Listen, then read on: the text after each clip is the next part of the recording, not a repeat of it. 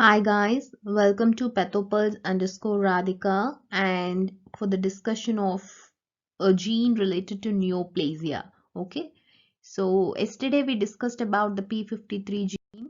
The gene which we are going to discuss today is the RB gene or the retinoblastoma gene. Okay, so yesterday we saw about P53 gene, which is called the guardian of the genome. It's called the guardian of the genome because it's going to guard your cells against developing neoplasia. Whereas your retinoblastoma gene, your RB gene, is called governor of proliferation. It's called governor of proliferation. Why do we call RB gene as the governor? It's going to govern the entire cell cycle. Okay, from the beginning. So only if some changes happen in the RB gene, your further cell cycle will happen. It's going to govern the cell cycle. The instructions, the first instruction is going to come from the RB gene. That's why it's called the governor of proliferation. Okay, so a little bit about cell cycle. So if you want your cells to proliferate, your cell has to enter into a cell cycle, or else in a quiescent state they will be in a G0 phase. Then they have to go to different phases to proliferate. Okay, so you have G0, G1, S, G2 and the M phase. So S phase is the synthetic phase, M phase is the dividing phase. So you have a lot of phases. So G1 is the pre-synthetic phase. Okay, so you have different checkpoints. Your RB gene is going to play an important role in the G1S transition, and I'll tell you how it's going to propel your cell cycle or how it keeps your cell cycle under check. So just know there are these phases of cell cycle: G0, G1, S, G2 and M phase, and your RB gene is going to govern at mainly G1S phase. Okay, so before going into how RB gene activates or you're involved in cell cycle, you have to know two important things: the chromosome where RB gene is located and your activity of your RB gene and what type of gene it is. Yesterday I told you P53 is a tumor suppressor gene. Likewise, RB gene is also a tumor suppressor gene. It's going to suppress the development of tumor. And remember, if you write it as retinoblastoma, okay, you will get 14 alphabets. So write it as 14. The alphabet before 14, the number before 14 is 13. That's the chromosome number for RB gene. So the chromosome for RB gene is located on 13q14. It's located on 13q14 and it's a tumor suppressor gene. So what's the meaning of tumor suppressor gene? It's going to prevent the formation of tumor, or it stops the proliferation of cells. That means it stops the cell proliferation. So your cell cycle has to be kept under check. So here I would like to introduce two terminologies: your phosphorylated RB gene and hyperphosphorylated RB gene and hypophosphorylated RB gene. So what you should remember is RB gene is active in the hypophosphorylated state. So what do I mean by that? In the hypophosphorylated state, RB gene will not cause proliferation of cells. Because it's a tumor suppressor gene, it should inhibit the proliferation of cells.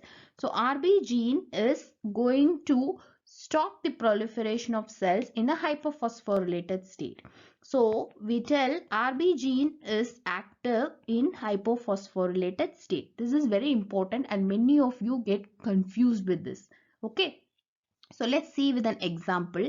So remember, RB gene will bind to something called elongation factor 2F and then stop the proliferation of cells. So look here, this is the activated state of RB gene. Here you have only less number of phosphate. It is a hypophosphorylated state. So whenever there is less phosphate, what happens? Your RB gene is tightly bound to the elongation factor 2F. It's tightly bound to the elongation factor 2F. So can you see in the diagram here? So this is elongation factor 2F. Your RB gene is tightly bound to the elongation factor 2F. Because it's tightly bound, it will block the transcription of genes which is required for the synthetic phase or the S phase. So your cell cycle will be stopped. Okay. So I'll repeat again. In hypophosphorylated state, your RB gene is in close relation with this elongation factor 2F. So only when your RB gene is going to be released from the elongation factor 2F, this elongation factor 2F will go and bind to certain genes and cause transcription of those genes which is required for transcription, right? When it's tightly bound, there is no transcription of genes required for the synthetic phase. So your cell cycle will not happen. But remember, whenever RB gene is hyperphosphorylated, look here, you have a lot of phosphate. So when you get a lot of phosphate, this is released. This elongation factor 2F is free. So they will go and bind to the genes and cause transcription of those substances which is required for the synthetic phase. So once you require all the materials for the synthetic phase, your cell cycle will happen. So this is how we tell that RB gene is active in the hypophosphorylated state. It is in close contact with elongation factor 2F, blocks the transcription of genes required for synthetic phase. So remember, RB gene is active in the hypophosphorylated state. So it's good if your RB gene is in the hypophosphorylated state. And whenever you see the cell cycle, I was telling about the different phases G0, G1, S and G2M. So if a cell has to go for this phase G1 to S phase, the first thing is your RB gene has to be phosphorylated. So why it has to be phosphorylated? Because only if it's phosphorylated, this will get released from the elongation 2 factor, and this elongation 2 factor will synthesize the proteins or whatever substances required for the synthetic phase. So this is the first step in any cell cycle. So the first step in cell cycle is your RB gene has to be phosphorylated, right? So that's why it's called the governor of proliferation, or RB gene is the on-off switch in the cell cycle. I hope this is clear. And the point to remember is RB gene is active in the hypophosphorylated state and it's a tumor suppressor gene.